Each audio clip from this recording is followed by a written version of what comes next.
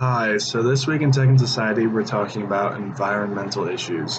And the first topic for this discussion is describe the top two environmental issues for Kansas.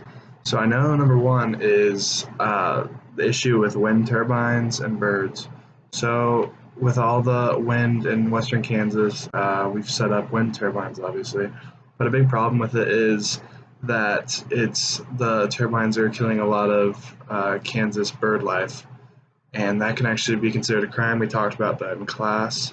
So that is one environmental issue.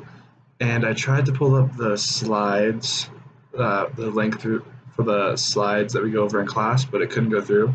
So I just had to improvise, and um, what I kind of gathered that I thought the other environmental issue for Kansas was the number of landfills and how they're just filling up and stuff, and we're not knowing what to do with the trash. This is obviously a problem in a lot of parts in the world, not just Kansas. But like when you get all this trash, what do you do with it? And that's a big problem, is trying to find a place to put it. Number two, what were your thoughts after watching the three waste videos and reading the EPA's webpage? Are you concerned about the growing amounts of waste in the world? So some interesting stats I wrote down, stuff that I thought were just crazy. That the amount of bubble wrap that the United States uses in a year is enough to wrap around the equator 10 times, or maybe it was enough bubble wrap used in the world, but that's just so crazy. And then there's kind of a garbage island forming in the middle of the Pacific Ocean that is larger than the state of Alaska, and it's 600 million miles squared, and that's just insane. And so, yes, I'm pretty concerned with the amount of waste in the world. It's just a big problem of what are you going to do with it? Are you going to burn it and release that stuff into the air, or are you going to just bury it? It's just a difficult situation. And it's interesting, that video that showed what San Francisco is doing. They're becoming a no waste city, so they're making it a law that you have to recycle and separate your trash and stuff, and the city will correctly like get rid of it or send the recyclables off to somewhere that can reuse it. And that's obviously interesting. A lot of people from different states or countries have gone into their plant and seen, so they can try to copy that to their from where they're from. So I think that's definitely something people can work on. But yes, I'm very concerned with all the waste in the world. But it's just a question of what are you going to do.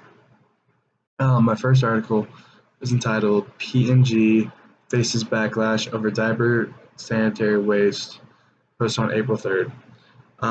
So this company, Procter and Gamble company, is sort of a diaper and pads, sanitary pads company, and they really taken over the India market because India is kind of growing, and they kind of convinced all the women in the country to switch over to disposable pads. But it's becoming a hazardous problem with how they're being disposed. In India, with these pads or diapers, you just bury them or lay them in open dumps, and that's actually an environmental issue. And what's different is the U.S. with our pads or our diapers, they're incinerated. So that's kind of a growing problem in India. And then my second article was entitled "Chinese Chemical Plant's Owner Was Cited for Safety Lapse Before Deadly Blast," posted on March 22nd. So there's this plant in China that makes highly flammable benzene-related compounds, and there's a huge, because they didn't fix these safety issues, there's a big explosion, and it killed 64 people, injured 600, and there's 28 still missing. Regulators had been saying it's unsafe to work at and they need to fix their problems, and it's also been punished for pollution-based offenses by releasing hazardous chemicals into the air or water.